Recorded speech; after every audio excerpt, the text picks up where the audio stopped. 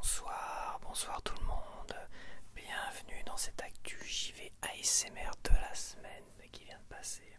Donc là c'était la Gamescom, donc il y a plein de choses qui ont popé, plein de news, là ça revient, ça y est.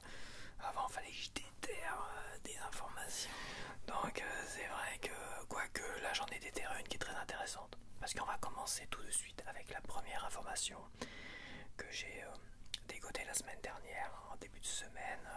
C'est le sketch, évidemment, le sketch des Game Keycard.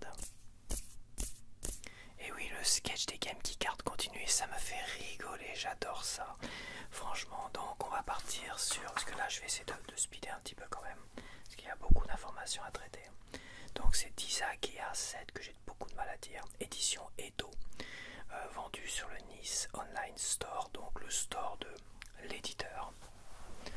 Donc en fait cette édition là a été proposée à la précommande mi-juin, peut-être le 13 juin dernier. Et en fait l'édition Switch 2 était une Game Keycard avec des petits bonus collector et tout ça, vendu 99$. Mais il y avait aussi une édition Switch 1 pleine cartouche, une édition PS4 et PS5 complet sur le disque. Il y a 6 jours, l'édition PS4, PS5 était sold out, l'édition Switch 1 était à 75% des stocks apparemment, et l'édition Switch 2 toujours à 100% des stocks, c'est-à-dire personne ne les avait achetés. J'ai été revérifié ce matin, il n'y a plus d'édition Switch 1, évidemment plus de PS4, plus de PS5, il n'y a plus que l'édition Switch 2 qui est toujours à 100% des stocks. Pas un pélos à acheter cette édition collector. Pourquoi? Est-ce qu'ils sont tous fâchés avec les Game Keycard? Et ben en fait, l'éditeur a communiqué au tout départ sur les Game Keycard parce que les gens se sont plaints. Pourquoi l'édition Switch 2 pourquoi une édition Switch 2 en Game Keycard quoi? Et l'éditeur a répondu, alors attends que je te lise ça. Il voulait s'aligner sur l'évolution des plateformes. C'est la version polie finalement de maintenant la Switch 2, ça sera des Game Keycard, voilà, c'est le format prioritaire. Donc ça sera comme ça, tu fermes ta gueule et tu consommes nos jeux. Bon, bah apparemment, oui, le sous-entendu c'est ça. Bah oui, mais moi je lis dans les sous-entendus. Voilà, je lis les vrais mots qui sortent de la bouche des gens. C'est très polissé, leurs propos sont très polissés, c'est très carré, mais t'inquiète pas, le sous-entendu c'est ça. On est l'éditeur, c'est nous qui commandons. Toi, tu fermes ta grosse gueule, espèce de sale consommateur de mes deux. Et bah les consommateurs, ils ont pas acheté un exemplaire de leur édition Edo édition Disagia 7. Je sais même pas c'est quoi ce jeu, je vais pas dire jeu de merde parce qu'il y a sûrement des fans, mais à un moment donné je sais même pas ce que c'est, mais il y avait des fans pour acheter ce jeu là, et il y avait des fans qui se sont plaints des Game Keycard, et l'éditeur leur a craché la gueule, et les fans n'ont pas consommé leur Game Keycard à la con. On applaudit. Le sketch continue mais c'est drôle, franchement c'est drôle. Pour la deuxième actualité, c'est le Nintendo Direct de Kirby Air Riders. Alors là je me suis pas foulé, hein. J'ai mis je donne mon avis. C'est très drôle. De toute façon là je me suis pas trop foulé, hein, mais c'est normal, il faut que ça soit rapide aussi. Donc il y a une date qui a été annoncée du 20 novembre, je l'ai pas noté, tu vois. Je savais que j'avais fait une connerie. Je crois que c'est le 20 novembre de la fin d'année, donc 2025. C'est quasiment sûr que c'est ça. Donc pendant 45 minutes, il nous a proposé son jeu, les techniques et tout ça. Même s'il a l'air de dire que c'est une sorte de Mario Kart, clairement, sans le dire directement, il a montré que ce jeu-là était, comment dire, très technique. Il était super technique. Il a l'air tout simple comme ça, mais il est ultra technique dans les jeux de course. Déjà, chaque personnage, chaque véhicule est totalement différent. Et la façon, déjà, le jeu est ultra rapide. Tiens, ça change de Mario Kart World. Le jeu est ultra rapide. Et je retrouve moi dans ce jeu là des jeux comme Speedrunners, un petit jeu en 2D, ce petit jeu où je crois où t'es lancé sur ta lancée, puis à un moment donné c'est avec les items, les machins, et après c'est au niveau de la technique que tu t'en sors. Et bah je retrouve ce petit côté là, même si c'est différent, et même si ce jeu là existait évidemment, c'était un jeu GameCube au départ. Donc moi ce que j'ai remarqué c'est que le jeu était ultra technique et à la fois ça va changer de Mario Kart World. Là où Mario Kart World il y a zéro technique. Je suis désolé, j'ai joué au jeu, j'ai vu ce que j'ai vu. et j'étais ultra déçu. Déjà le multijoueur il est nul à chier parce que t'as pas de vraie compétition, t'as pas de tournoi et l'IA avantage les plus mauvais au détriment des plus forts. Et le système de points il est comme ça, c'est-à-dire que t'arrives dans le jeu, t'as déjà des points et à un moment donné si tu te fais battre par un nul à chier qui est avantagé par l'IA, et bah tu baisses de fou des points même si tu finis troisième en gros. C'est n'importe quoi, c'est n'importe quoi. L'IA est cheatée, même en solo l'IA est cheatée. Parce que je vais pas le redire, mais même Ken Bogard avait dit le solo c'est pas compliqué, tu prends le mode survie, tu ne dérapes pas du tout, mais pas du tout. Tu roules comme ça, t'appuies sans déraper, tu roules comme ça, tu vas voir que tu vas être avantagé et à la fin, la dernière partie du mode survie, là tu donnes tout. Tu dérapes, tu machins, tout ça, et tu verras que tu vas gagner à tous les coups. Et bah j'ai essayé ces techniques là et ça fonctionne. Et je l'ai essayé sur la course survie qui m'avait donné le plus de problèmes. Où j'étais à fond tout du long, mais à fond premier tout du long, à fond les ballons. Hein. Je peux t'assurer que si c'était pas cheaté, les gars ils seraient à 10 km derrière moi. Et à la fin, t'arrives à la dernière partie, et là t'as les trois autres derniers. Enfin les trois autres, puisqu'on n'est plus que 4 à la dernière partie. Les trois autres, l'IA qui pop comme ça devant moi et s'en vont à toute berzingue devant, irrattrapable, irrattrapable. Ou ils leur donnent des items où ils m'en mettent plein la gueule en même temps. De toute façon, j'ai vu le shit de Mario Kart. Alors apparemment sur Mario Kart 8 c'était peut-être un peu comme ça, il y avait une aide aux losers, aux noobs, au détriment de ceux qui géraient, mais bon les courses il y avait quand même moins de lignes droites, il y avait peut-être c'était peut-être moins cheaté, je sais pas, je pourrais pas dire. En tout cas, une chose est sûre, Mario Kart World, c'est zéro technique. Il y a zéro technique et une IA cheatée aura des pâquerettes, plus pas de mode tournoi, plus en multijoueur. Il est cheaté au niveau des éléments et des bonus et tout ça. Et je suis persuadé qu'il doit être cheaté au niveau de. T'es censé ramasser des pièces et avancer plus rapidement. J'ai quasiment ri, j'ai jamais vu la différence. Voilà, tu prends des boosts derrière les autres, d'accord, c'est bien. Les champignons, ça te donne des boosts, machin, tout ça.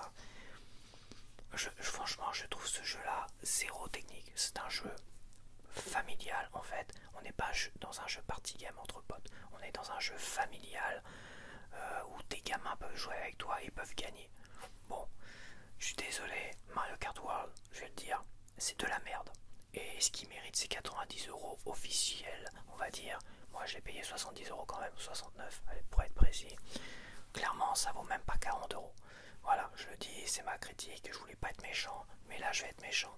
Et là, on a Kirby Air Riders qui a l'air de proposer un jeu ultra technique, au moins au niveau des courses, parce que le reste, les Battle Royale, les petites épreuves, je trouve ça naze, ça m'intéresse pas du tout.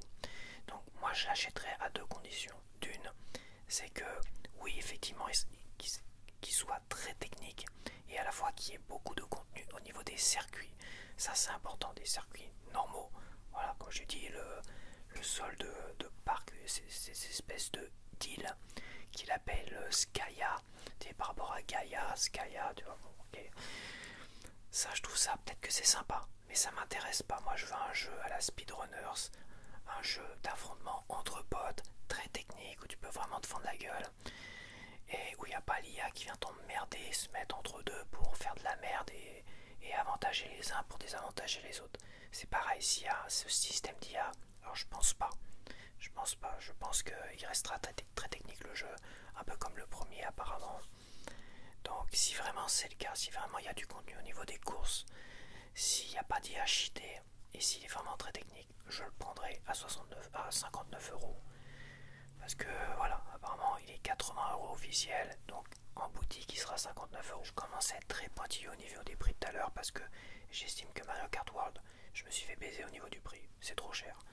Donkey Kong Bonanza était très bien, mais un poil trop cher quand même. À 45 €, il aurait été meilleur, encore meilleur. Et c'est pour ça que Kirby, le monde oublié édition Switch 2, je l'achèterai pas à 59 €. Prix boutique évidemment, sinon c'est 80 €. Et la plupart des jeux qui sont prévus là, je pense pas que je les achèterai. Pokémon Z il m'intéresse pas, puis il est tellement moche, c'est tellement laid, c'est même pas digne, de la Switch 1. Alors, donc ouais, là je vais être très pointilleux, je vais moins dépenser tout à l'heure. En tout cas pour l'instant en tête j'ai Kirby Air Riders, j'ai Luigi Mansion 3 que je vais faire pendant la période d'Halloween, et sur Switch 1, en espérant qu'il sorte une édition Switch 2 améliorée, ça serait pas mal entre temps, ça m'éviterait de... voilà. Et Metroid Prime 4 qui apparemment il devrait peut-être sortir dans les prochains mois. Voilà. Donc voilà, Kirby Riders c'est pas mal, c'est très prometteur, mais je mets quand même des petites mises en garde, on va voir. Aujourd'hui, c'est hors de question de mettre 60 € dans des jeux qui sont déjà t'arrives, il y a des mises à jour, même s'ils sont très bien comme Bonanza. Ce qui est étrange, c'est déjà pourquoi j'ai eu une grosse mise à jour avant de mettre ma carte, enfin quand j'ai mis ma cartouche dedans. Pour un jeu, Nintendo était quand même connu pour avoir des jeux totalement finis. Et là, tous les jeux Nintendo, c'est des grosses mises à jour. Bon, c'est assez inquiétant quand même. C'est bon. Et puis Donkey Kong Bonanza, je trouve aussi excellent soit-il, je pense qu'il vaut pas les 59 € que j'ai mis dedans. Il vaut moins. Cyberpunk 2077, pour l'instant, c'est le seul jeu que j'ai acheté sur Switch 2 qui vaut ces 59 €. Voilà. Je vais partir sur la troisième actualité qui concerne Shenmue 3 qui a été apparemment annoncé en version NNZ améliorée sur toutes les plateformes dont les Switch. Alors, beaucoup de gens avaient réclamé quand même ces deux versions de Shenmue 1 et de Remastered. Enfin, oui, Remastered, c'est pas un remake, c'est vraiment... c'est les versions Dreamcast en 16 neuvième 1080p, voilà, c'est tout. Mais c'est vraiment le design, les graphismes des versions Dreamcast, avec la différence entre Shenmue 1 et Shenmue 2. Shenmue 1 était super beau encore aujourd'hui, et Shenmue 2 il y a eu un downgrade graphique, et à chaque fois que je passe du 1 au 2 je suis choqué, mais le 2 reste meilleur dans son aventure. Ça veut dire c'est mon jeu, je pense, préféré. Shenmue 2 ça va être, ouais, j'ai pas fait de top 10 mais c'est quasiment mon jeu préféré. Donc Shenmue 3 c'est ça. Moi je fais partie des gens qui ont kickstarté, qui ont backé Shenmue 3 qui était sur un Kickstarter après une annonce à l'E3, je crois à l'E3 sur la conférence PlayStation, où on était content parce qu'on dit putain PlayStation vont reprendre Shenmue 3 et tout ça, ils vont financer Shenmue 3, donc ils ont quand même aidé à financer un petit peu, mais le fait que ça soit en financement participatif, je trouve ça vraiment, je trouvais ça déjà un peu limite en soi, et je me suis dit bon je vais le prendre de toute manière parce que, enfin je vais le prendre, je vais mettre 60 € pour le Kickstarter, toi, l'édition normale, hein, j'ai pas pris d'édition à la compte et tout ça, et en plus c'est Yu Suzuki qui est derrière, et Yu Suzuki il va prendre son temps, il va faire quelque chose bien, et en fait il est parti sur un moteur graphique tout nouveau, tout beau, une Real Engine 2, alors que j'aurais préféré qu'il reprenne le moteur graphique de Shenmue 1 et 2. Alors je sais pas si c'est possible, ça se trouve il a le moteur graphique là dans son petit ordinateur Yu Suzuki, il suffisait de prendre le moteur graphique et de pondre un Shenmue 3 qui aille dans la continuité de cela, tu vois, graphiquement. Tout le monde aurait été heureux finalement que Yu Suzuki reprenne le moteur graphique de Shenmue 1 et pas Shenmue 2, et de pondre un Shenmue 3. Malheureusement, le jeu était assez spécial, les personnages étaient très rigides, il n'y avait quasiment pas d'expression faciale, même si l'environnement était intéressant avec l'effet évidemment jour-nuit, c'était assez joli, assez sympa. Après il y a eu plein de problèmes au départ, pourquoi le mien est tout neuf sous blister en fait, c'est qu'à un moment donné Epic Game Store est arrivé et a voulu financer un peu plus Shenmue 3, et Yu Suzuki finalement a accepté que le jeu soit exclusif à la nouvelle plateforme d'Epic Game Store à l'époque en tout cas. Les gens engueulaient comme moi parce que moi c'était marqué Steam, je le voulais sur Steam et j'avais ma plateforme Steam, je voulais pas aller sur une autre plateforme à la con quoi. Une plateforme qui à l'époque déjà il n'y avait pas de succès, de machin, parce que moi j'aimais bien les succès aussi à cette époque là, et je voulais mon jeu sur Steam, point barre. Donc les gens engueulaient, se sont dit hop, on récupère notre financement en fait. Donc Yu Suzuki a fait non, ok, calmez-vous. Donc là, qu'est-ce qu'il a fait? Il a donné un code gratuit pour la plateforme Epic Game Store. Voilà. Et il a dit vous aurez l'édition, pour ceux qui ont acheté l'édition PC, parce que tu pouvais aussi acheter l'édition PS4. Il ne devait pas y avoir l'édition Xbox, c'était soit PS4 en backer édition, soit l'édition PC. Et au départ c'était Steam, malheureusement la boîte doit Epic Game Store. Donc moi j'ai eu un code pour jouer sur l'Epic Game Store. Ok, j'ai eu mon édition complète comme ça, neuve, non scellée, jouable sur Epic Game Store. J'aurais dû prendre la version PS4 avec, comme ça aurait été, j'aurais pu le mettre à côté de celle-là. Qui est encore scellée d'ailleurs, parce que je l'ai acheté sur Steam en démat à 30 €. Et là, 30 € aussi. Et Yu Suzuki a insisté sur le fait aussi que c'était exclusif seulement pendant un an. Après, il allait arriver sur Steam. Le jeu allait arriver sur Steam. Et il nous a dit, on vous offrira le code sur Steam pour pouvoir jouer à Shenmue sur Steam. Voilà, donc finalement, j'ai eu 2 codes gratuits pour Shenmue, plus le jeu en boîte pour 60 €. Moi, c'était pas mal. Donc j'ai attendu un an. Donc j'y ai quand même joué sur l'Epic Game Store. Après, j'y ai joué, je l'ai pas terminé. Je dis bon, j'attendrai Steam en fait. Ça me saoule en fait l'Epic Game Store. Donc j'ai viré l'Epic Game Store. Je l'ai complètement viré. J'ai pas dû le retélécharger. Je sais même pas s'il est encore dispo sur mon PC. Je sais pas si je l'ai désinstallé ou pas. Je l'ai totalement viré. J'ai attendu un an et là j'ai bien eu le code pour Steam. Et comme ils ont pondu des DLC, ouais, ils nous ont pondu des DLC, bah j'ai acheté tous les DLC pour encore soutenir le projet. Mais le jeu sur Steam, je l'ai testé comme ça et je n'y ai jamais rejoué en fait. J'ai jamais remis la main dessus. C'est quand même un jeu que j'ai fini plusieurs fois sur les premières versions, enfin le 1 et le 2. Je l'ai fini plusieurs fois sur Dreamcast. J'ai acheté Shenmue 1 sur Dreamcast, j'ai dû le faire 2 fois ou 3 fois. J'ai acheté Shenmue 2 à sa sortie dans une boutique, je l'ai acheté 400 francs, je me rappelle, une petite boutique qui n'existe plus sur Caen. Ah, ben, je l'ai acheté 400 francs et j'ai passé, c'est pour moi la plus belle expérience du jeu vidéo dessus, même si graphiquement, comme je dis, je me répète, hein, je radote, c'était moins bon. Et après il est ressorti Shenmue 2 sur Xbox et je l'ai refait sur Xbox, je l'avais acheté, j'ai refait sur Xbox.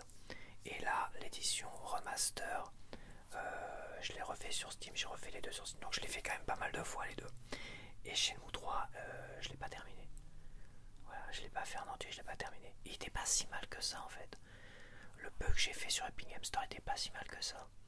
Donc là, je vais attendre la version NNZ en espérant qu'ils améliorent le côté, surtout le côté expression faciale, quoi. Beaucoup plus d'expression. Donc apparemment, il y aura beaucoup plus de personnages. Donc c'est bien, beaucoup plus de population, tout ça, ça donnera un côté beaucoup plus vivant. Même si c'est un petit village reculé de Chine, quoi. Finalement, c'est des petits villages, donc c'est pas comme Hong Kong ou le Japon dans le premier Shenmue, où là, évidemment, il faut beaucoup de monde.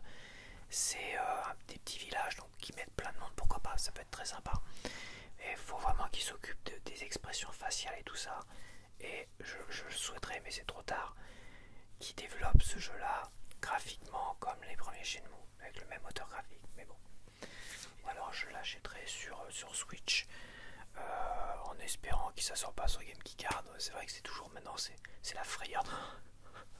Pitié, pas de GameKeyCard. T'as l'impression d'être dans un film d'horreur, t'es là, t'es coincé entre deux portes et t'oses pas sortir et t'échapper de la maison parce que t'as peut-être un tueur en série, le monstre qui est là prêt à te sauter dessus. Et bah c'est moi et les GameKeyCard, quoi. Mais je suis pas le seul, c'est ça le truc. C'est un vrai film d'horreur, les GameKeyCard. Donc on verra, je sais pas ce que je ferai. Je sais pas ce que je ferai, je le prendrai sur Switch 1. Ça se trouve il est même pas annoncé sur Switch 2. Faudrait que je revérifie. Je crois que c'est que sur Switch 1. Voilà, ça serait pas plus mal à la rigueur. Mais bon, on verra bien. Bon allez, pour la 4e actualité de la semaine, et bah il y a un jeu à la Gamescom qui a été montré. C'est un jeu sur les maîtres de l'univers. Donc les maîtres de l'univers, c'est un univers que je connais bien puisque je collectionne depuis mon enfance les maîtres de l'univers, donc depuis en tant que collectionneur pur et dur au moins depuis 25 ans, si ce n'est un peu plus longtemps, ouais, avant 2000 d'ailleurs, 99-2000 on va dire, sans compter évidemment les jouets de mon enfance et tout ça. Donc un jeu sur les maîtres de l'univers va sortir sur toutes les plateformes, qui va s'appeler Master of the Universe en anglais, Dragon Pearl of Destruction, donc c'est la perle du dragon de la destruction. Donc c'est un item, si je me rappelle, du dessin animé Filmation. D'ailleurs, le design du jeu, c'est le design Filmation, donc c'est-à-dire le design du vieux dessin animé des maîtres de l'univers des années 80, qui était décevant parce qu'il ressemblait pas au design des jouets que nous on avait, tu vois. Donc c'est pas par rapport au dessin animé des années 2000, c'est pas par rapport au dessin animé de Netflix, c'est par rapport au design des années 80. Donc on retrouve Chocody, qui est un personnage exclusif Filmation. On l'a vu en jouer dans la gamme classique en 2014, 15, 16 par là. Et on retrouve Granamyr, c'est pareil, Granamyr en rouge. En rouge, c'est la version Filmation. En vert, c'est la version mini-comics par rapport au jouet. Donc là, c'est vraiment le Granamyr rouge qui pop comme ça, comme dans Golden Axe, toi. Donc c'est très pompé Golden Axe, hein. C'est un beat'em all à l'ancienne, à la Golden Axe. Voilà. Et on a Orko qui chevauche Granamyr, c'est très bizarre parce que Granamyr c'est quand même un dragon qui est assez lent, assez pépère, tu vois, c'est une sorte de guide un peu, c'est une sorte de Dumbledore on va dire, Granamyr. Donc le fait qu'il crache des flammes comme ça, c'est un peu bizarre, bon pourquoi pas. Et dans les designs, alors tous les personnages que j'ai vus c'est bien le design Filmation, sauf, et là je comprends pas pourquoi, Dantos, donc Dantos Trapjo en anglais. Dantos il a le design plus moderne, le design du jouet, plus un design jouet, et je vais même dire le design jouet de la version Masterverse. Ouais, plus Masterverse par rapport à la boucle de ceinture. Mais je retrouve pas le design Filmation, contrairement à Baseman le monstre, à Evelyn qu'on a vu, évidemment Chocody, Musclor, Musclor il fait... Ouais c'est pareil, Musclor on trouve pas vraiment le design Filmation, mais c'est très compliqué, il est très compliqué de refaire le design Filmation. Orko c'est Filmation évidemment, Granamyr aussi, les petites bestioles de Chocody c'est Filmation. Qu'est-ce qu'on a vu comme autre personnage? On a le maître d'armes. Maître d'armes c'est leur Filmation, de peu que je me rappelle, Tila c'est design Filmation. Bref, 90% Filmation, 10% un petit mélange quand même. Donc oui, je me le paierai évidemment. Donc apparemment, alors est-ce qu'ils sont en physique ou en démat? Et bah moi en tout cas sur X, je suis abonné à Limited Run qui fait des éditions collector physiques aux États-Unis. Et il n'y a que quasiment c'est eux qui m'ont appris l'existence de ce jeu, parce que moi j'ai loupé l'annonce qui était un pré-show, c'était dans le pré-show du premier show on va dire. Donc c'était en pré-show du premier show et moi j'ai loupé le pré-show. Et apparemment ça a dû popper là. Et Limited Run a communiqué, ils communiquent comme des fous sur X. Donc apparemment, même si ça n'a pas été annoncé, je peux déjà dire que Limited Run est en train de préparer une édition collector physique pour ce jeu sur les maîtres de l'univers, avec des goodies. Alors on aura peut-être des figurines collector, peut-être associées à Mattel, j'espère pour eux quoi. Parce que s'il faut un truc tout pourri, ça va pas tirer grand monde. Donc à voir, mais ça me semble intéressant. Donc c'est prévu sur Switch 1, c'est pas prévu sur Switch 2, ce qui est pas plus mal, parce que graphiquement ça passe largement sur Switch 1, il n'y avait pas besoin de sortir une édition Switch 2, et de toute façon, si c'est pour sortir une édition Game Geek Card, mais de toute façon Limited Run, quoi que non, Limited Run pour Raidou c'est une Game Geek Card, de toute façon ils le mettent, hein. Eux ils le mettent, hein. Ils sont en train de dire ouais mais avec certains éditeurs on n'a pas trop le choix, mais on favorise évidemment des jeux pleins de cartouches, c'est ce qu'ils avaient l'air de dire pour se défendre. Mais je pense que pour Raidou c'était trop tard, ça avait été décidé trop longtemps à l'avance. Mais Limited Run on est presque garanti on va dire d'avoir des jeux complets. Je dis presque parce que voilà, à voir. En parlant de Game Geek Card, pour la 5e actualité, on a Indiana Jones et le Cercle Ancien, donc exclusivité Xbox, Bethesda Xbox, enfin, exclusivité, bah maintenant c'est plus du tout exclusif en fait, donc on va dire un jeu Bethesda qui est un studio qui a été racheté par Xbox, Ce jeu-là, on l'a vu popper évidemment sur PlayStation 5 en GameKey Disc, hein, voilà, avec des visuels trompeurs évidemment sur les sites de vente, et que les gens ils l'ont reçu, ils ont fait ah, c'est quoi cette merde, faut télécharger le jeu. Donc là on a Indiana Jones et le Cercle Ancien qui va sortir sur Switch 2 en 2026. Alors je sais pas si je dois me réjouir ou si je dois vomir, hein, parce que autant ce jeu là me fait très envie aussi, parce que j'adore Indiana Jones, hein, et qu'il a l'air d'être vraiment sympa pour l'univers Indiana Jones. Mais de savoir qu'ils vont nous balancer ça en Game Key Card quasiment sûr à 100%, je suis pas sûr que ce soit une bonne nouvelle. D'ailleurs, pour information, Gears of War Reloaded en Europe et en France va sortir sur une GameKey Disc. Voilà, donc ça sera total téléchargement. J'ai vu la boîte en français, tout ça, total téléchargement. Par contre, aux États-Unis, il va sortir peut-être en plein disque sur PS5 évidemment. Oui, parce qu'il sort pas sur Xbox, hein. Donc les fans Xbox aux États-Unis, ils sont obligés d'acheter une PS5 s'ils veulent leur jeu en boîte. Ce qui est quand même, franchement, quand on y réfléchit pour la 30 millième fois, parce que je radote, c'est quand même, c'est en vrai, non, on se fend la gueule. C'est le sketch des GameKey Disc et des GameKey Card, hein, et le sketch de Xbox.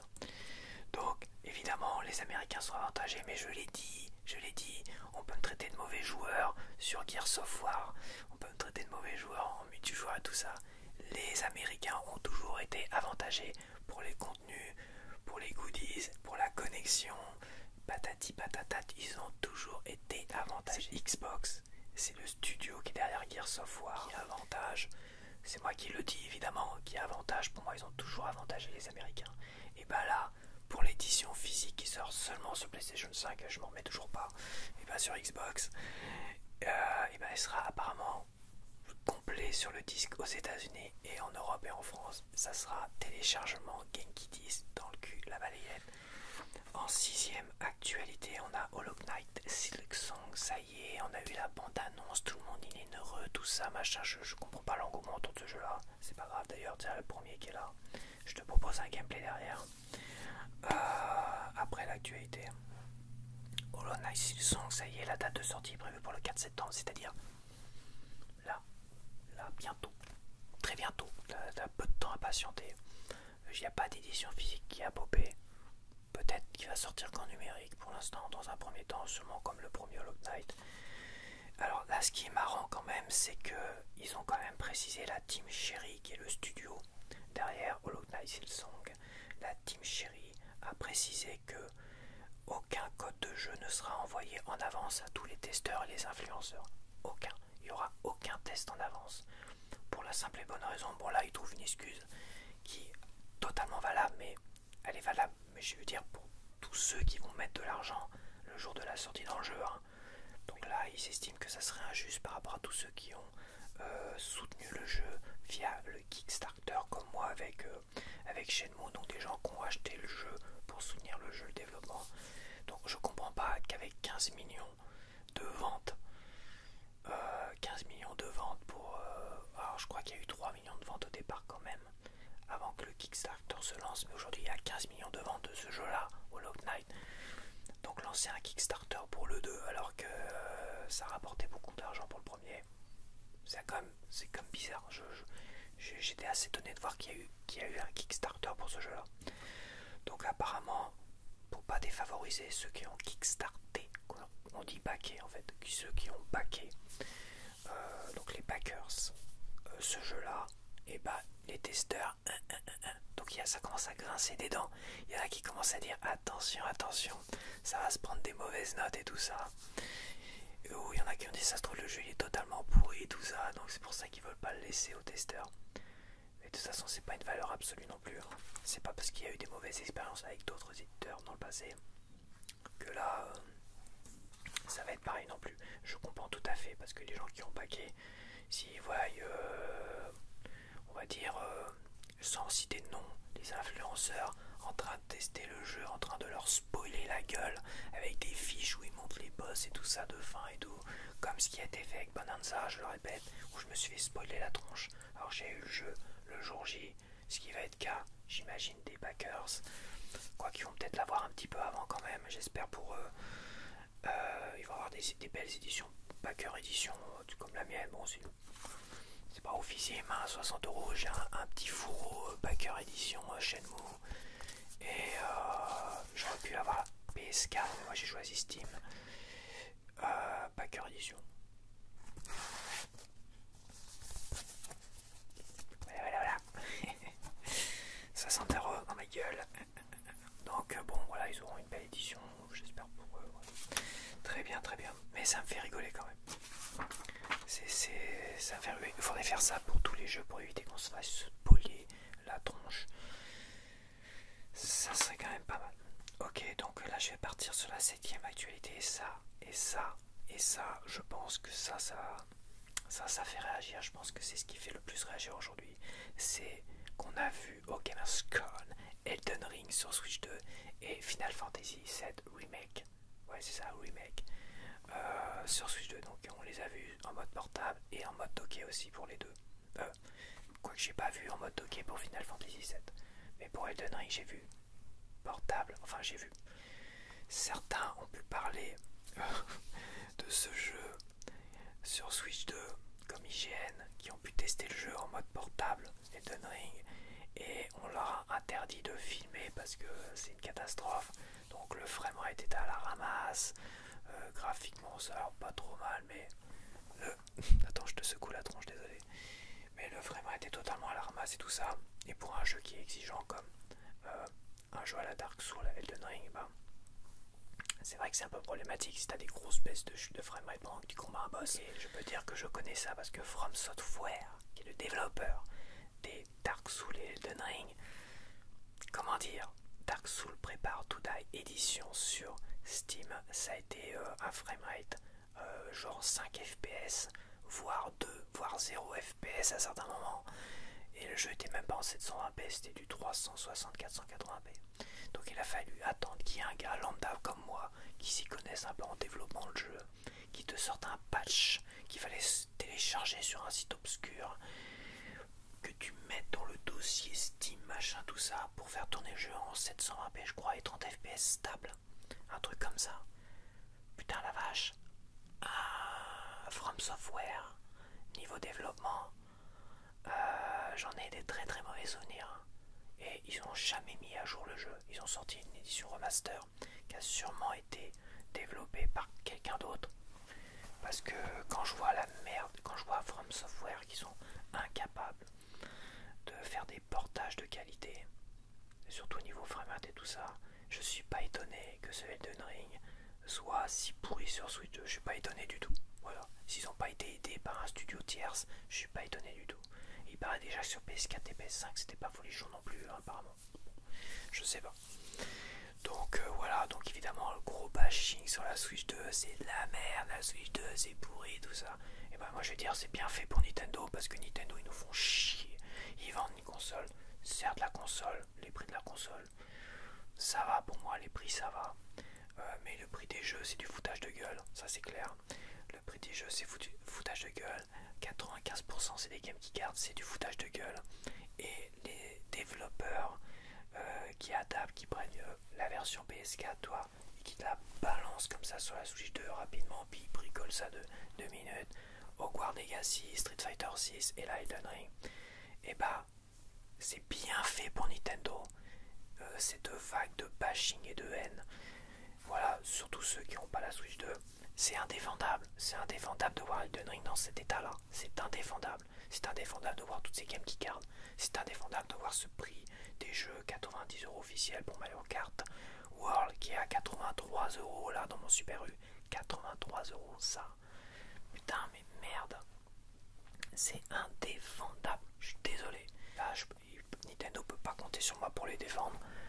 Bien fait pour leur gueule. Mais moi, je le dis en toute honnêteté, Cyberpunk 2077 est très impressionnant. Voilà, pour moi c'est le seul jeu impressionnant. Déjà je l'ai joué, j'ai terminé. Voilà, j'ai pas fait juste 5 minutes et je dis oh, mon édition PC sur mon PC gamer à 100 000 € est 10 fois mieux. Non mais c'est ça quoi, on a eu des testeurs de jeux qui ont eu tous les jeux en même temps, donc ils ont testé rapidement un tel et un tel. Ils ont pas fait le jeu complet comme moi, ils l'ont pas découvert comme moi. Alors certes moi je peux pas comparer. Quoi, je pourrais l'acheter sur mon PC, mais j'ai pas. J'étais très satisfait graphiquement, j'ai trouvé badass. Voilà, pour moi, je pense que c'est des projects ont fait un portage de qualité. Ils ont proposé le jeu en pleine cartouche. Bon, c'est dommage, j'aurais aimé avoir les langues françaises en plus sur la cartouche, mais bon, je chipote un petit peu, je suis d'accord. En soi, le jeu est excellentissime. Et franchement, je sais qu'il y a moyen sur cette Switch 2 de faire des jeux de cette qualité-là, de très très bonne qualité. Ah, il y a moins de PNJ ici ou là. C'est quand même Cyberpunk 2077, un jeu d'une envergure assez incroyable quand même. Faut le dire, assez incroyable. Donc, je pense qu'à l'avenir, on va y arriver. Nintendo va arriver à nous sortir des jeux qui valent peut-être un peu plus que les 45 € des jeux Switch 1. Ok, mais pour l'instant, les jeux sont vendus trop cher pour ce que c'est. Je suis désolé. Et les Game Keycards, j'en parle même pas. Les portages, c'est de la merde. Les portages des éditeurs tiers, ils font que de la merde. Entre les Game Keycards et les portages à la con, ils font que de la merde. Voilà, c'est tout. Voilà, il y a un gros jeu Chronos qui va sortir, mais sans un Game Keycard, donc je ne le ferai jamais. Je te le dis tout de suite, jamais. Voilà, j'ai même pas envie de l'acheter ailleurs. Rien pour le sortir un Game Keycard, je trouve ça honteux, tellement honteux aujourd'hui que je n'achèterai pas les jeux ailleurs. Je fais pas comme d'autres qui, quand ça sort sur Switch 2 en Game Keycard, achètent l'édition Switch 1 ou la version PS5, machin, tout ça. Non, même pas. Je veux dire, même pas. Elden Ring, c'est bien fait pour Nintendo, c'est bien fait pour leur gueule.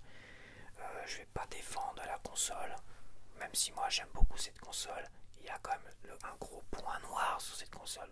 Un gros point noir, je sais pas si c'était ça sur Switch 1, mais le gros point noir qui est énorme, c'est que en mode portable, je joue à des jeux Switch 1. Je joue à des jeux Switch 1 en portable, je les trouve vachement beau, c'est vachement beau. Un écran à 1080p en 120 Hz qui va servir à quoi au juste?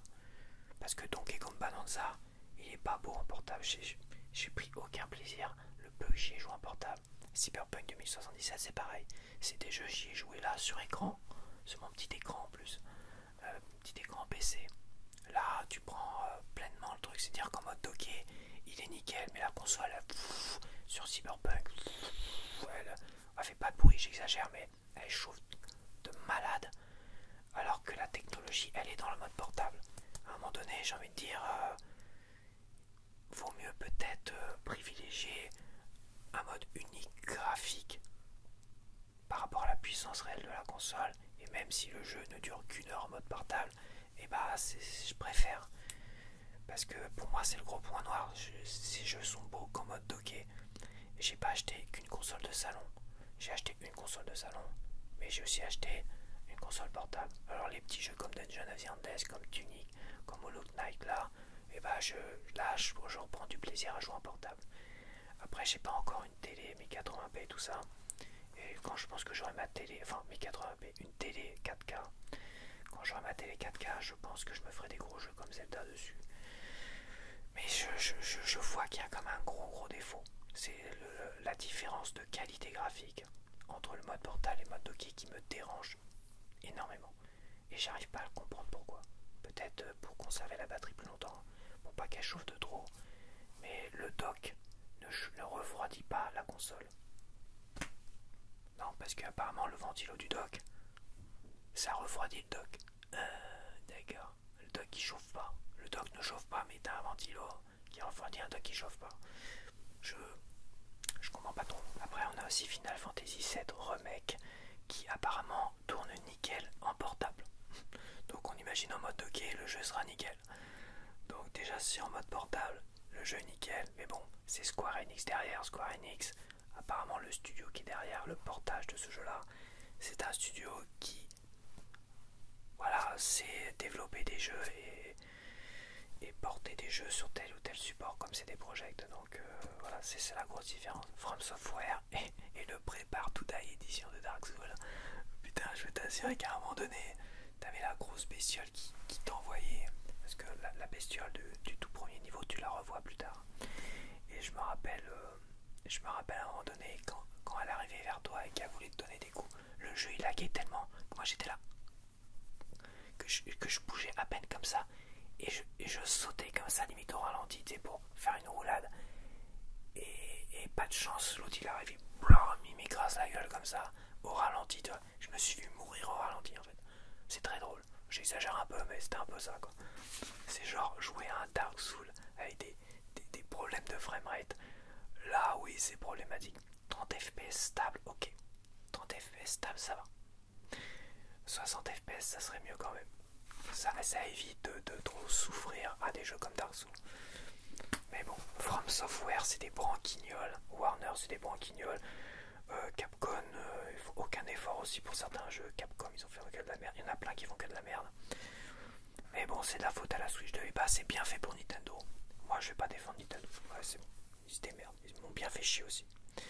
Donc voilà, je vais partir sur voilà, sur les derniers déballages de trading card. Mais d'abord, je vais te parler quand même d'Hollow Knight Silksong quand même. Alors, je préfère t'en parler tout de suite. Donc après les trading cards, je vais te faire un petit gameplay d'Hollow Knight Silksong. Bon, je me suis un peu ennuyé dessus quand même. Hein. Après, j'ai refait 1 heure. J'ai fait 1 heure dessus. Je me suis arrêté à un boss, le premier boss apparemment, que j'avais presque battu parce que après, je suis revenu dessus juste après. Dès la 3e fois, je l'ai mis à terre. Bon, j'avais tué. Et là, tout de suite, je me suis dit, oh, finalement, il est facile. Bon, il faut quand même quelques fois pour le tuer. Bon, c'est pas Donkey Kong Bonanza non plus, hein, parce que Donkey Kong Bonanza, tu le tues dès le premier coup. Là, il a fallu comme 3-4 fois pour quand même le battre. Donc, c'est un jeu qui me paraît un peu exigeant, un peu à la Tunic, un peu à la Dark Souls. Tu sais pas trop ce qu'il faut faire, machin. C'est un peu.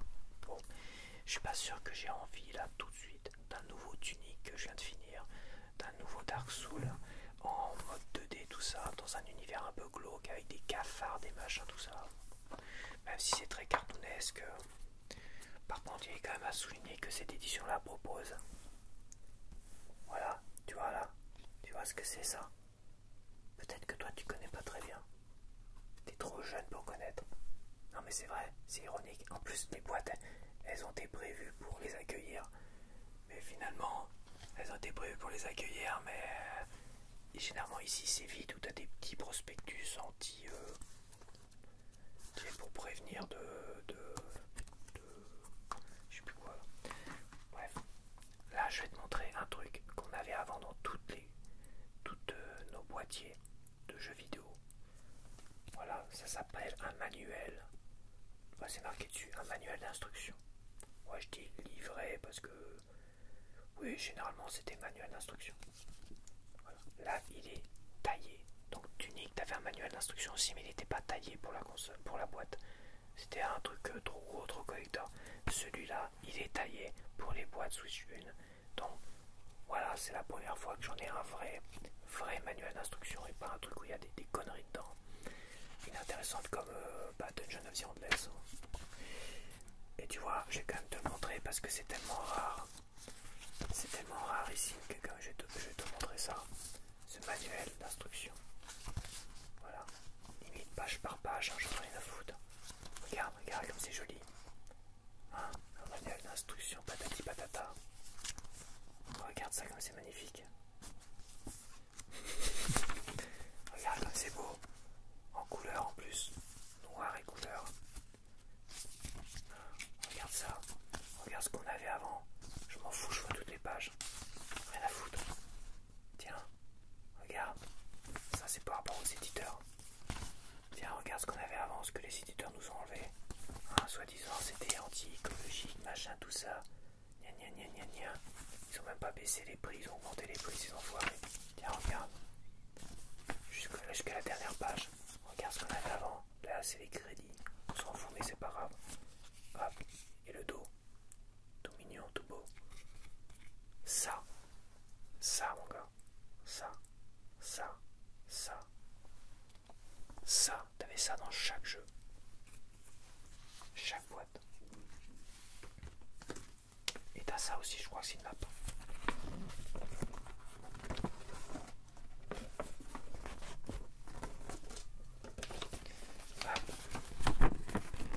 Et en plus, ils ont mis une map directement dans la boîte Switch 1. La map intégrale.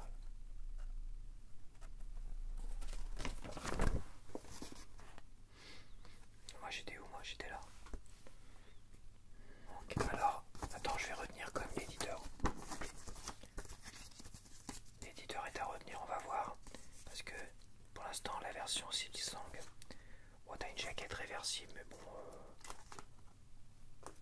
jaquette réversible aussi. La totale quoi. La totale pour cette édition là, c'est intéressant. Donc tu as tous les DLC qui étaient avec aussi dedans. Donc il est sorti je crois en numérique d'abord, puis après ils l'ont sorti comme ça avec tous les DLC.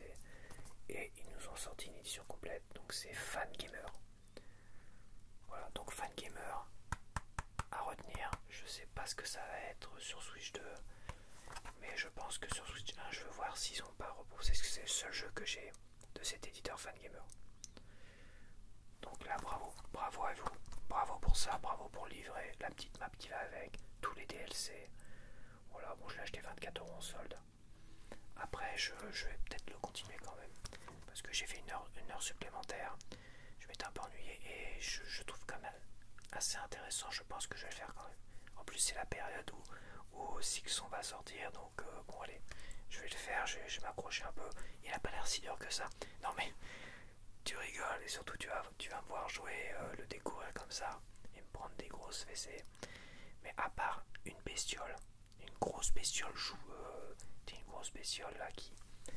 C'est pas un boss. Et cette grosse bestiole, je l'ai croisée 2 fois. Celle-là, je me fais défoncer à chaque fois.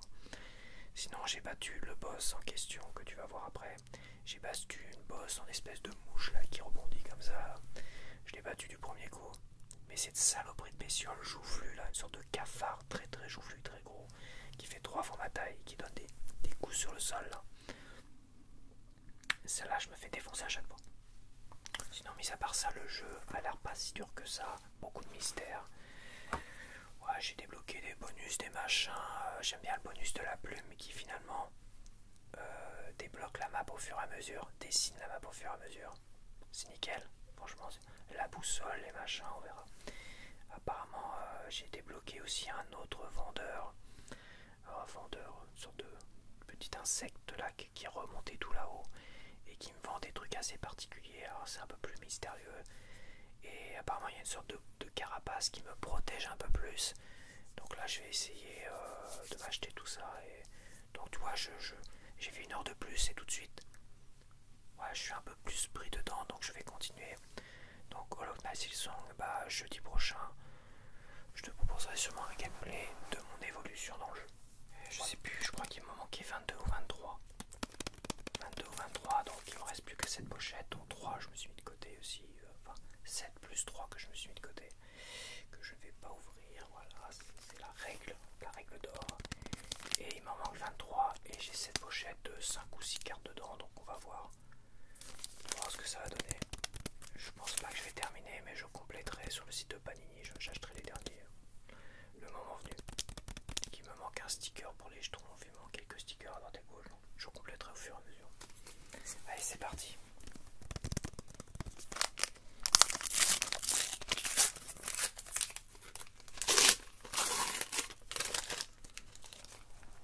Alors on a Donkey Kong qui fait du golf, je dois pas l'avoir celle-là. La 185, je l'ai. Je l'ai pas sans platinum. Je dis ça à chaque fois et je les ai à chaque fois. Je suis pas crédible du tout. 174. Je l'ai. Putain, mais putain, je l'ai de fou. Je l'ai de fou. Celui-là, je l'ai pas, c'est sûr. 241. Putain, je l'ai. Celui-là, je me rappelle pas. Quasiment sûr que je l'ai pas. 103. Attends. Putain, je vois que dalle là. C'est le bordel sur ma table. Je dis combien? 103. Putain, je l'ai pas. Tiens, je te l'avais dit. Alors, tu me critiques, mais voilà, ça fait une, non. Il m'en restait manquante, il m'en manquait 23, donc ça fait, il m'en manque 22. Voilà, le mec qui sait compter, c'est ouf. 134. Je l'ai. 69. Je l'ai. 251. Je l'ai parce que le puzzle je l'ai comblé, donc le puzzle card.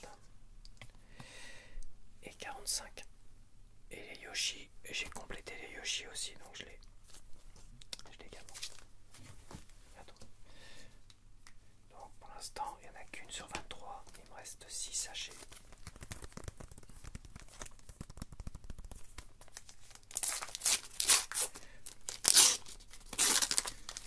Ouais, c'est évident, de toute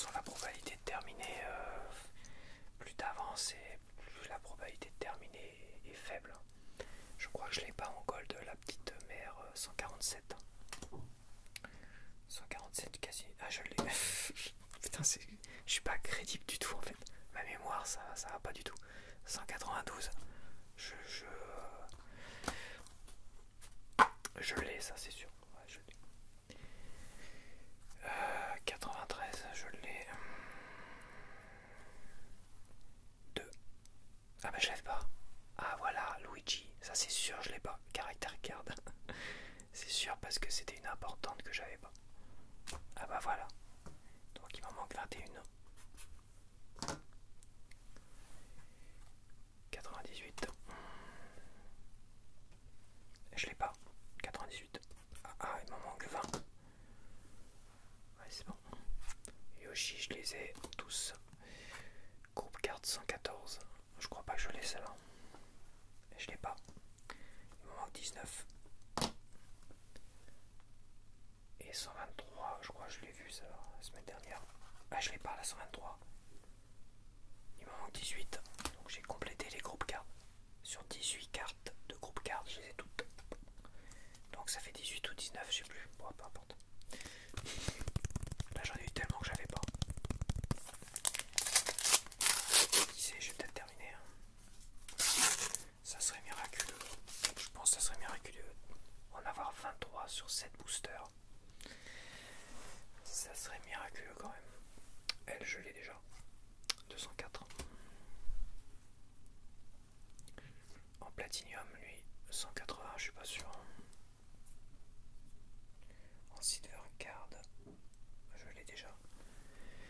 Lui, j'ai déjà, je crois, 161.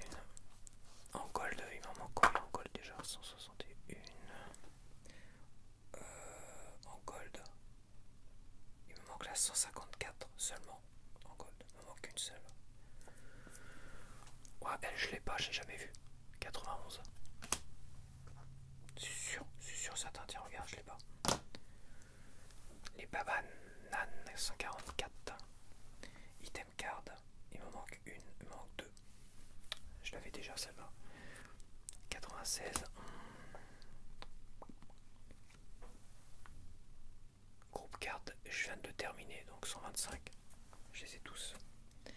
Celle-là, je l'ai terminé aussi, donc c'est puzzle card.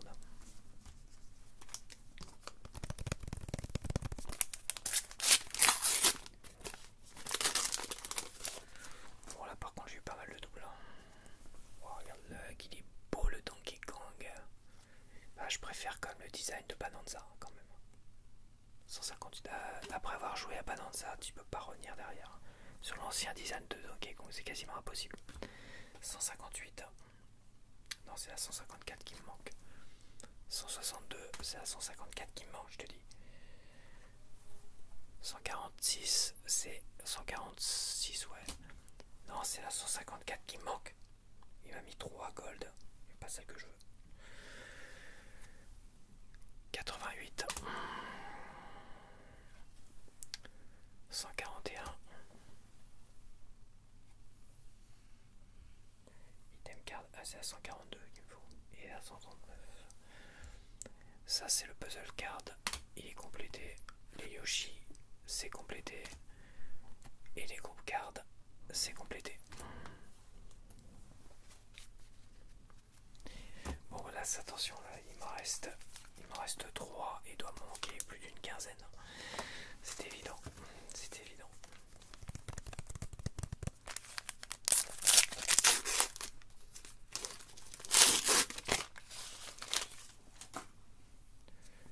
Alors, cela j'ai déjà, parce que je la trouve très moche, celle-là, 172. Je l'avais déjà dit.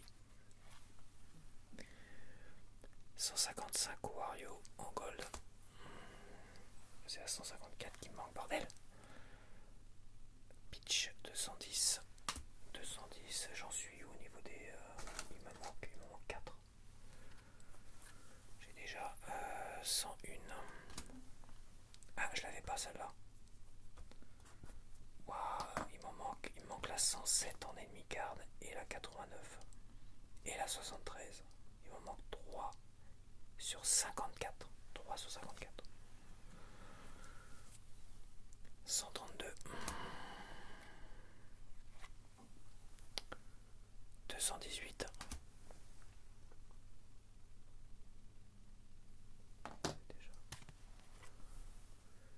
Yoshi, je les ai tous.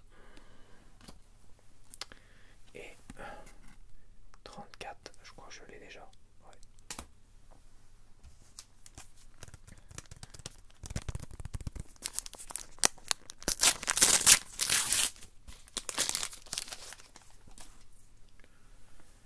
Ok.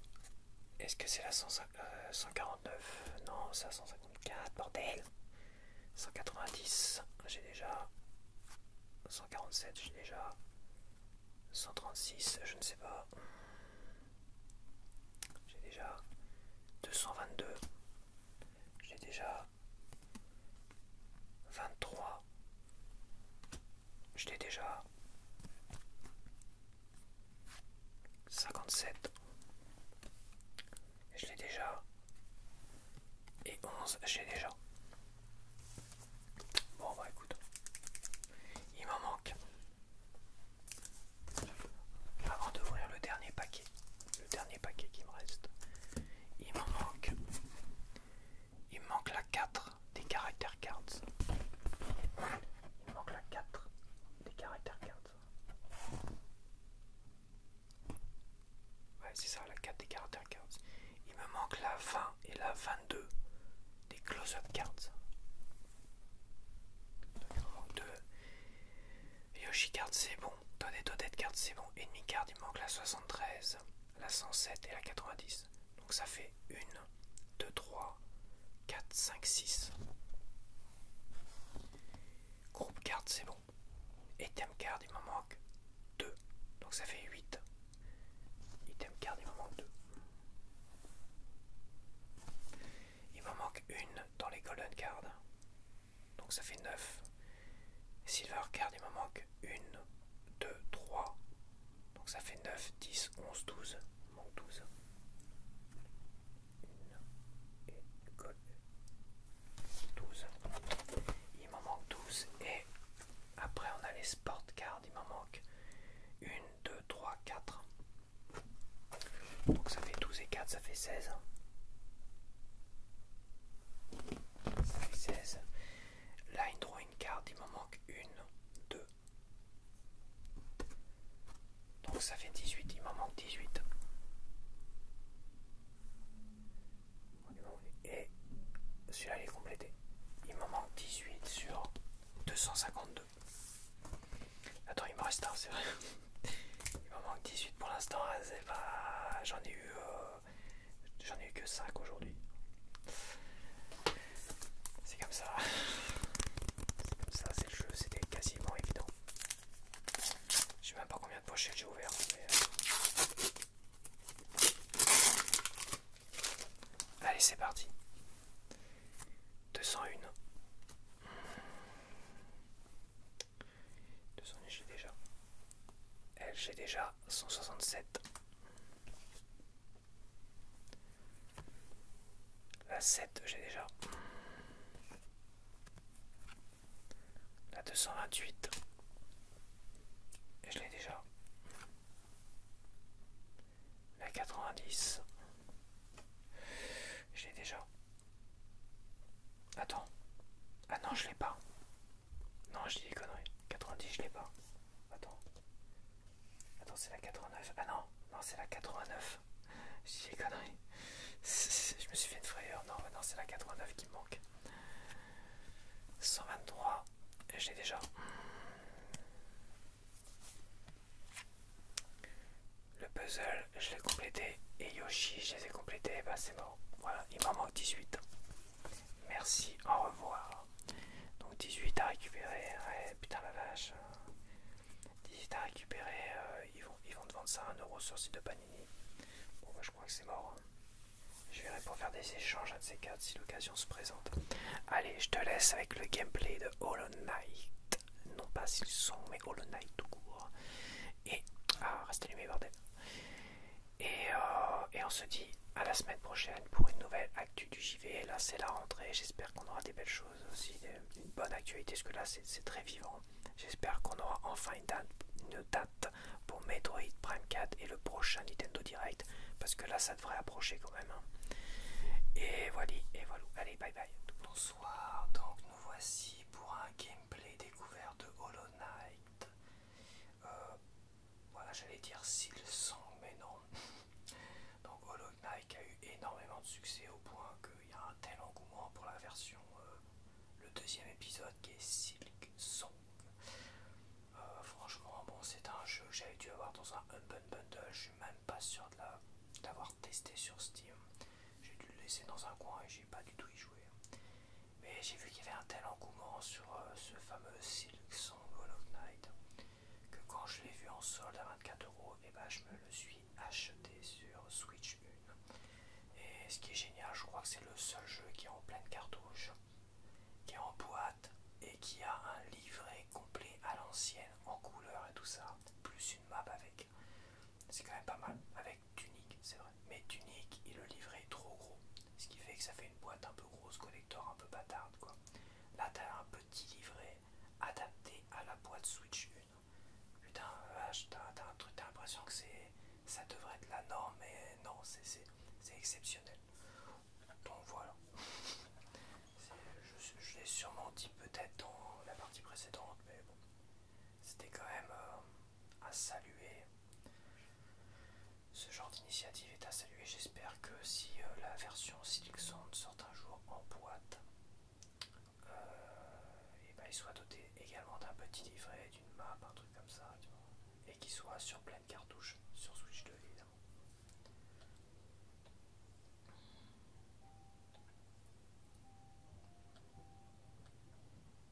Afficher les succès. Ah, il y a des succès. C'est bien en plus. Ceux qui voulaient des succès, alors c'est des succès liés au jeu et pas liés à la console évidemment. Mais c'est qu'à mon avis, tu verras les succès, je pense. Ah, c'est ça, les quêtes.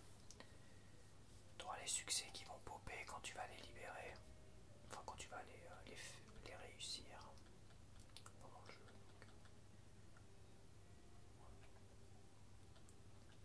Ça donne. Ça peut donner, oui, une durée de vie beaucoup plus longue, c'est sûr, au jeu. Bon, bah c'est parti, on va commencer le jeu.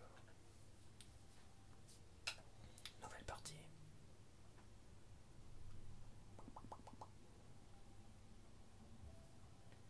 Alors c'est écrit en tout petit. Nous prononçons votre nom avec regret et fierté. Je vais être plus fort. Nos instincts primaires, vous avez su dompter. Nos âmes sauvages ont été rachetées.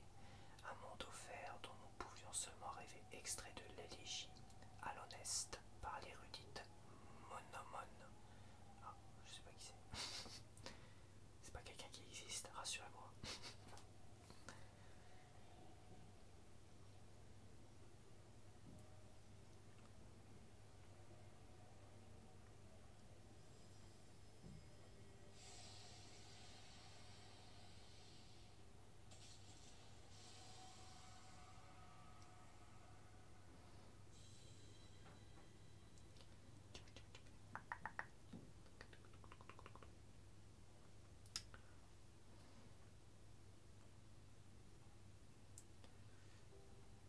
Voilà, bon, faut aimer jouer les cafards et les...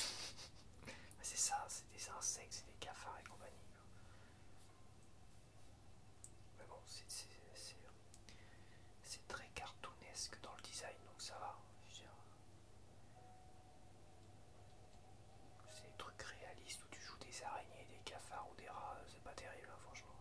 Et là, on nous en a fait quelques jeux là tout à l'heure avec des rats et des araignées réalistes. Je trouve ça un peu dégueulasse. Là, c'est un univers apparemment cartoonesque, c'est très joli. Et à la fois, bah, c'est un style particulier, quoi. Ah, attends, j'ai ma manette qui vibre. Toi, là, c'est vrai que c'est très joli.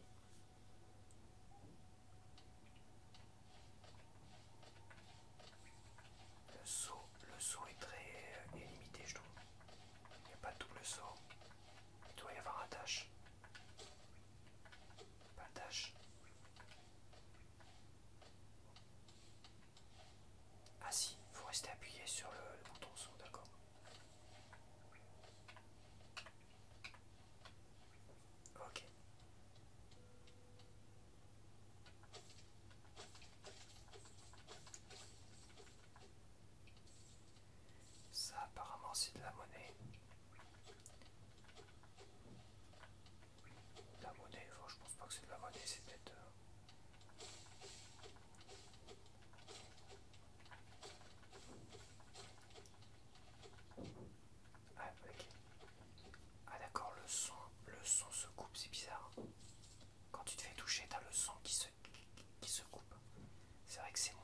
intéressant que certains jeux où ça.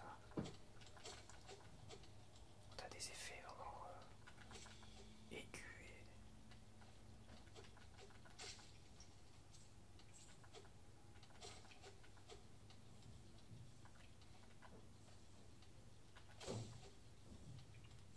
Donc t'as pas de tutoriel là, si tu te démerdes.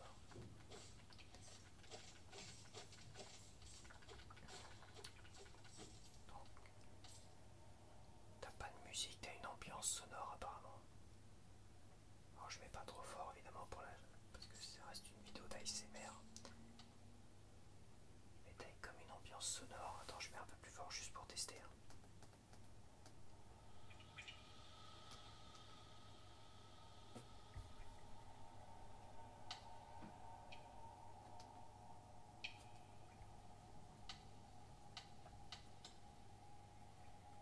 Ok. Petite ambiance sonore intéressante.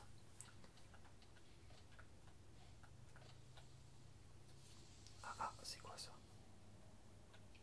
Ça fait quoi? Ah, je peux plus le faire. J'ai pas trop compris ce que c'était.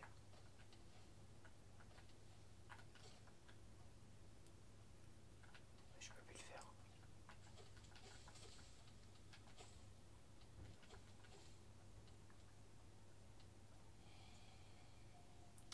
Être supérieur, ces mots sont pour vous seul. Votre grande force vous marque parmi nous. Canalisez votre âme et vous accomplirez des exploits que d'autres ne peuvent que rêver. Ah si, t'as quand même un petit tutoriel. De toute façon, j'ai un petit livret où tout a l'air d'être marqué dessus. Donc, bon, je l'ai pas encore regardé. Et puis, ma boîte est un peu inaccessible là. Je suis un peu installé. Donc. Mais ouais, je sortirai pour y jouer. Je sortirai le petit livret, tout ça pour y jouer quand même. C'était aussi le but à l'époque, même si bon, j'aime bien aussi découvrir les jeux par tout seul. C'est vrai qu'il faut profiter quand on a un petit livret de l'utiliser. Régénérer l'âme en frappant des ennemis. Une fois que vous aurez accumulé suffisamment d'âme, maintenir A pour canaliser l'âme et se soigner. D'accord. Donc ça a dû me soigner. Ah oui, j'avais une tête en moins.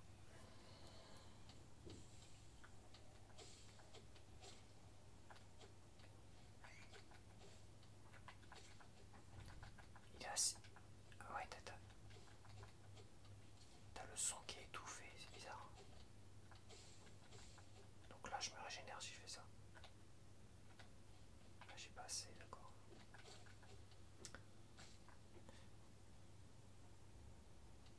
Ok, d'accord. Ah ouais, il est vachement compliqué à prendre en main, je trouve. Il est assez rigide quand même, de fou quoi. Ah ouais, faut que je fasse gaffe.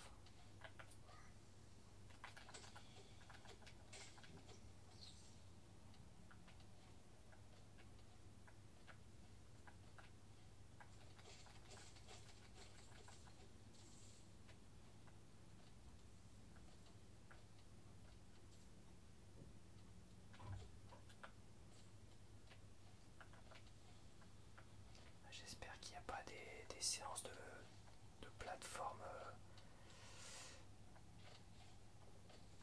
Parce que, à mon avis.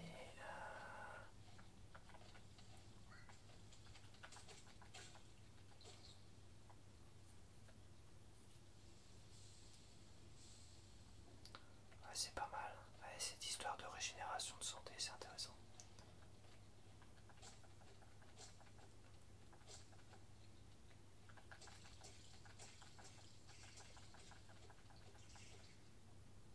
Ça me rajoute des têtes supplémentaires en bleu.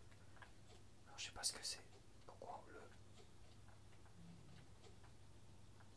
C'est de la vie provisoire, à mon avis.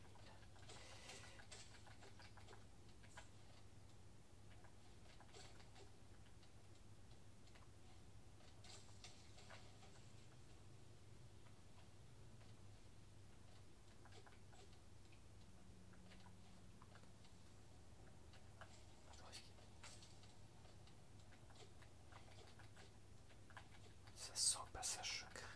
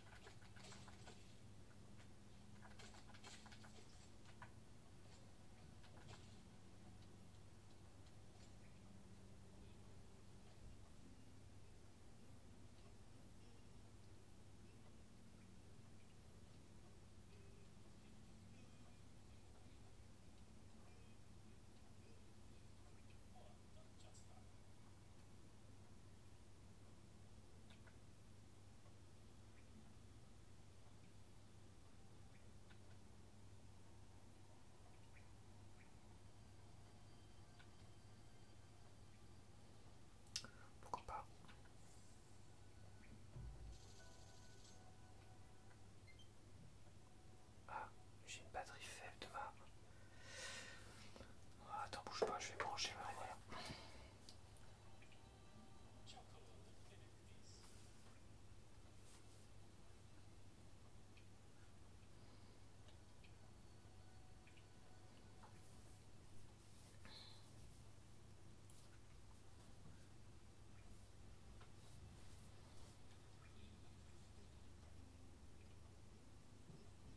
Alors je suis où moi?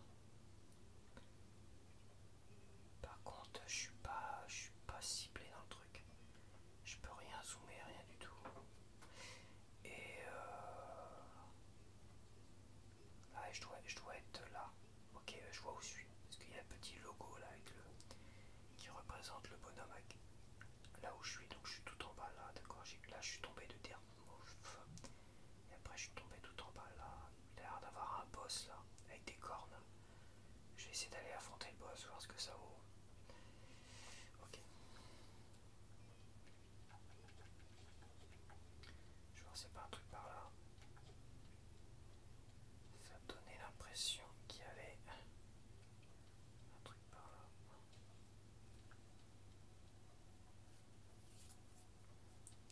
Bon, c'est pas des maps très précises non plus.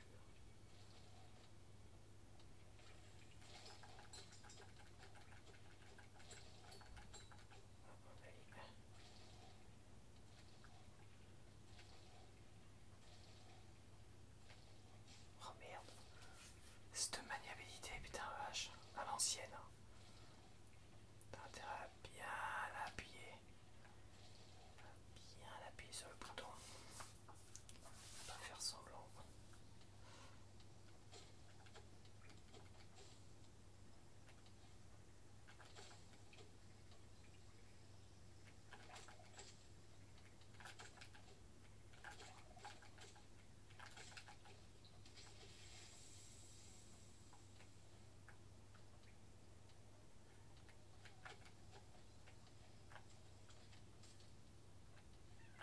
Ah, c'est un pote. Ok. Ça, à mon avis, c'est un succès, ça. Faut libérer 5 machins, libérer 10 machins et tous les libérer. Ça va être plusieurs succès.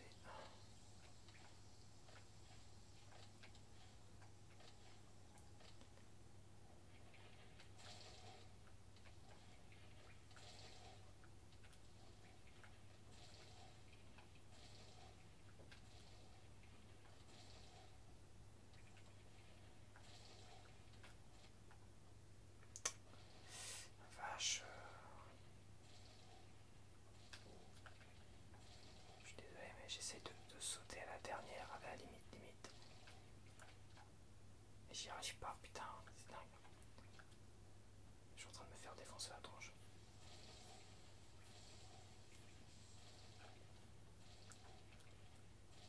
Ah, c'est mort. Ça se trouve, il faut des compétences supplémentaires. Je sais pas si il y a un petit côté RPG. Ça se trouve, oui, mais bon, va pas falloir que je cause de trop, apparemment. J'ai du mal à me concentrer.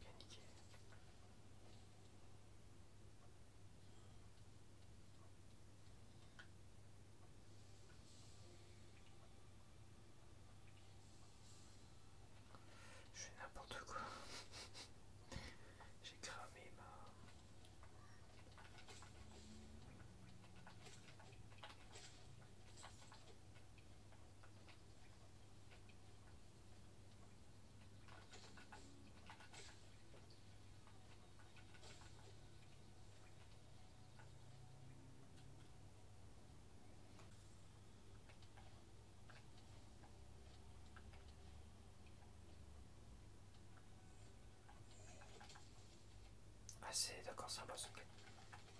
Voilà, attention.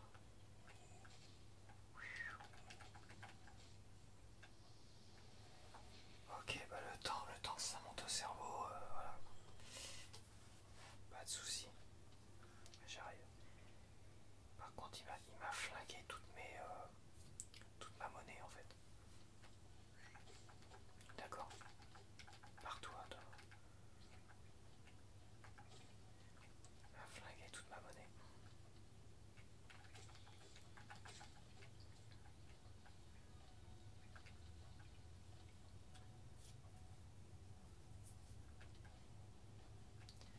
Donc j'imagine que c'est comme dans Tunic ou Dark Souls, tu dois pouvoir les récupérer. C'est ça.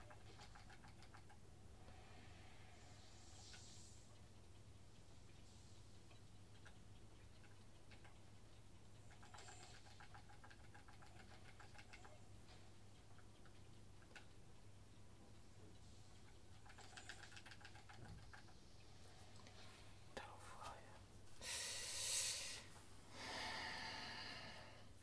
Ah, il faut taper dessus pour récupérer sa monnaie, ok. Pas de problème.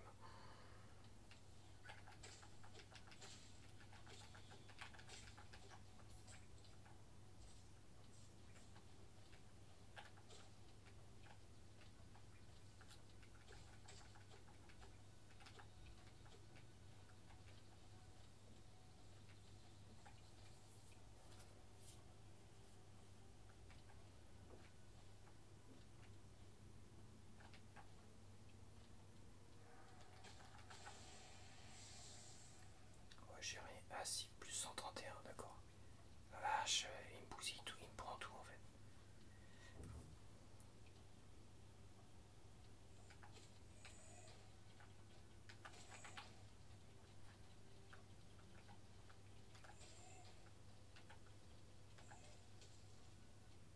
Ah ça.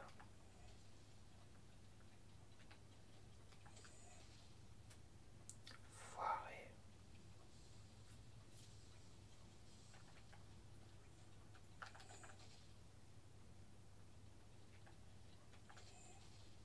Oh putain, il est chambé quand même. Pff, je me fais démonter par le petit. Est-ce qu'on peut le battre le gros ou il est juste là pour nous emmerder. Bon.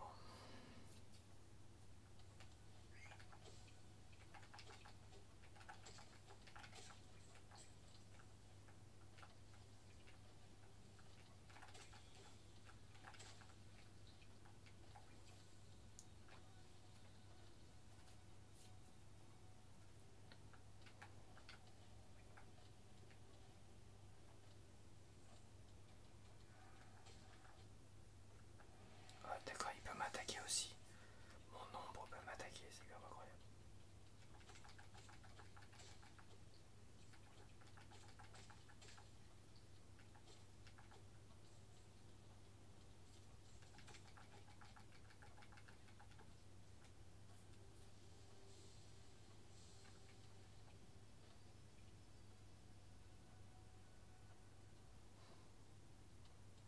Il n'y a pas vraiment de but pour l'instant, je trouve.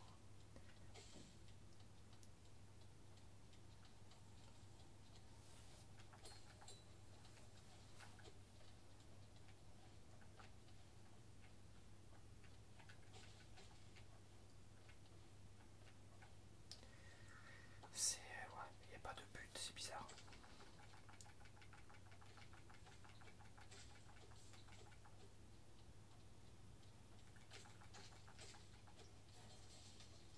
Ah, ah, ah.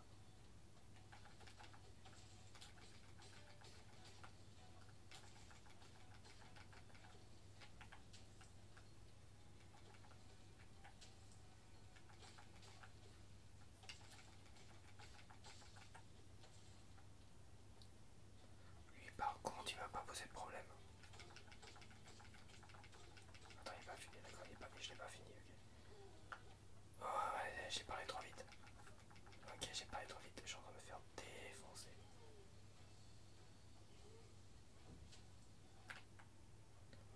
Putain, le mec.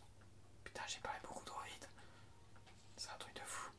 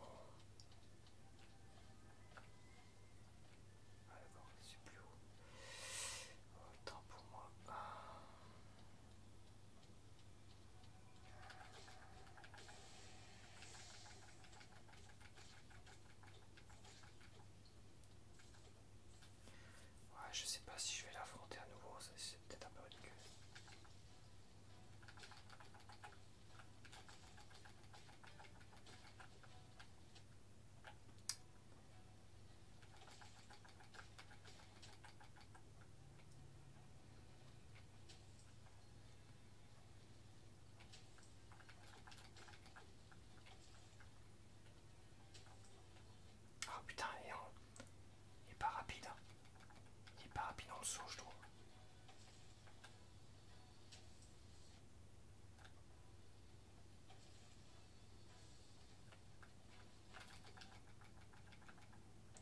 Il est pas rapide dans le saut, donc il n'est pas très maniable ce petit personnage.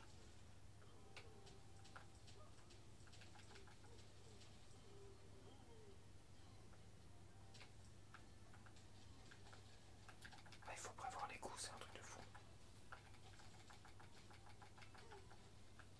Ah là c'est mort.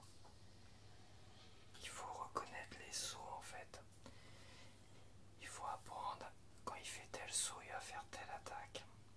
Et là logiquement je devrais pouvoir prévoir sauter avant quand il fait... Ok, voilà, ça, on va apprendre ça. Mais bon.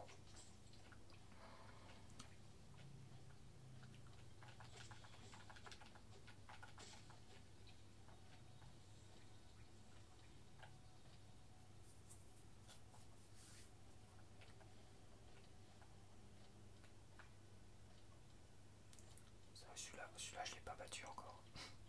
J'aurais dû d'abord m'atteler à celui-là, mais je vais aller récupérer ma monnaie.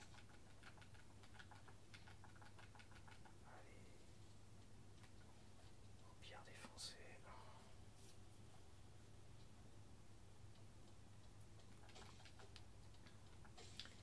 Il a l'air de faire 3 attaques différentes. Enfin 3. 4 même. Attends, une. Il y en a une où il ne fait que sauter.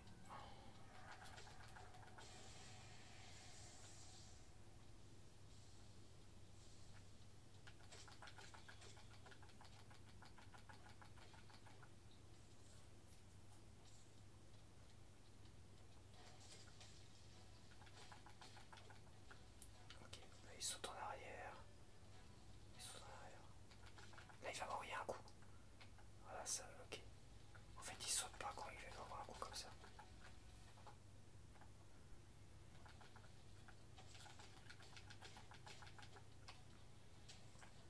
Ah la vache.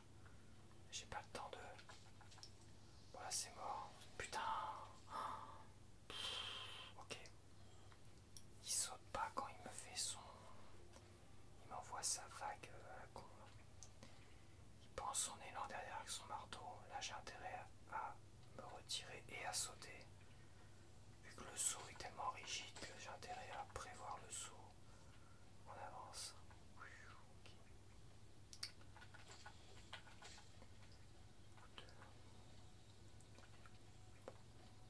Après je sais pas s'il y a... Ce qui me dérange c'est qu'il n'y a pas vraiment de but dans le jeu là pour l'instant. Donc bon. Allez. Et je trouve la maniabilité vraiment très rigide. C'est peut-être voulu ou c'est peut-être un défaut du jeu, je sais pas. Si c'est ça la difficulté, c'est d'avoir une maniabilité rigide. Un saut qui répond pas du tac au tac. Je suis désolé mais le saut c'est...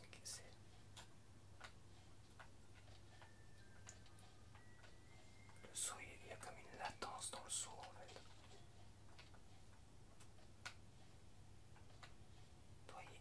Il y a une latence de presque pas une seconde mais il y a comme une latence dans le saut, c'est assez...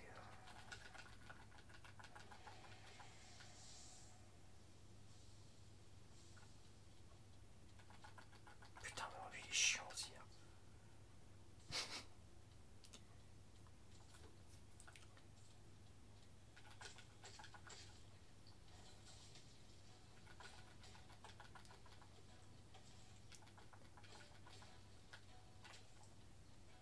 Ah, il fait ce... Voilà. Et il me le refait, ouais, c'est trop tard, de toute façon j'étais parti sur lui. Putain.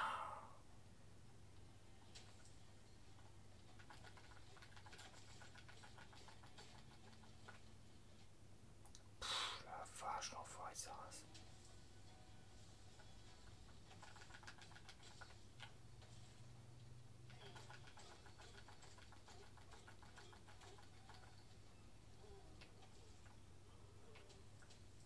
Ah, d'accord, d'abord il s'excite comme ça, il y a ça aussi.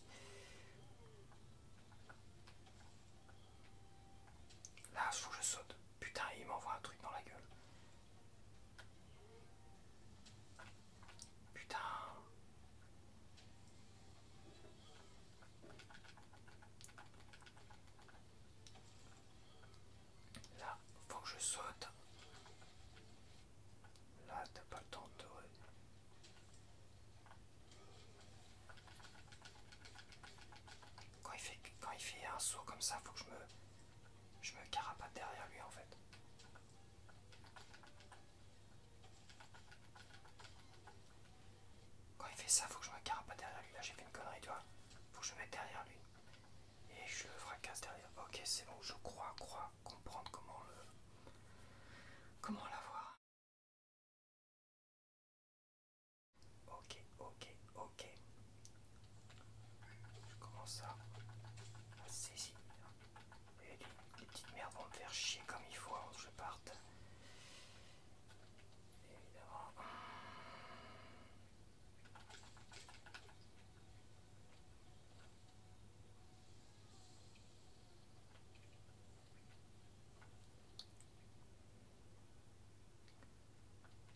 Ouais, bah il a l'air simple comme ça, enfin il a l'air compliqué comme ça, mais en fait, il est peut-être pas si dur que ça à battre.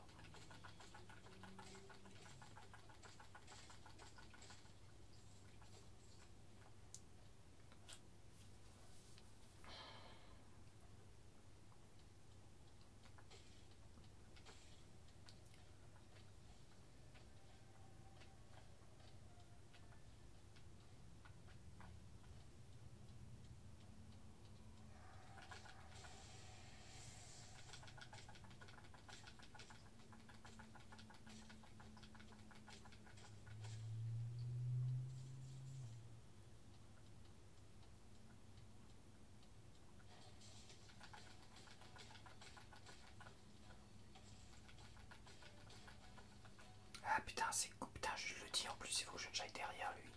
Quand il me saute dessus comme ça. Je m'écoute même pas, de toute façon, c'est compliqué. Là, il va s'exciter.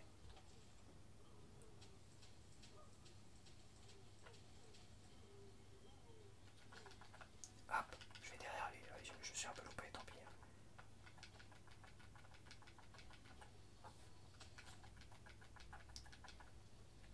Faut que je régénère un peu. Ah putain, enfoiré.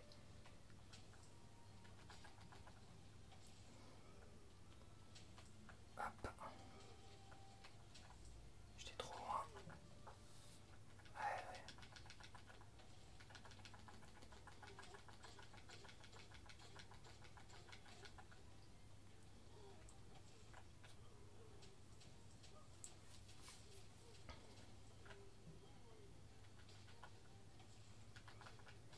Ah, c'est mort.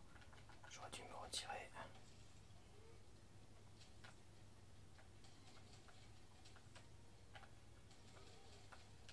Ah, c'est mort, je fais n'importe quoi. J'étais trop loin de toute façon. Ah, je suis mort. Bon, ok. Je transpire dur là. Bon, je vais arrêter là. Je vais arrêter là. Bon, de toute façon, c'était une découverte. Alors, je dois bien t'avouer une chose, c'est que je trouve ça un peu ennuyeux. Ennuyant comme jeu. Ennuyeux et ennuyant. Parce que c'est très joli. Une ambiance particulière, intéressante. Mais pour l'instant, j'ai pas vraiment de... Il n'y a pas vraiment de quête en fait. T'as pas vraiment d'endroit où aller ou je sais pas quoi. Est-ce qu'on peut dire que Dark Souls, il n'y a pas de quête non plus? Si, Dark Souls, il y a toujours des trucs à faire. Si, Dark Souls est dirigé d'une certaine manière. Là, j'arrive pas à trouver une quête, j'arrive pas à trouver un but au jeu. C'est un peu le problème pour l'instant.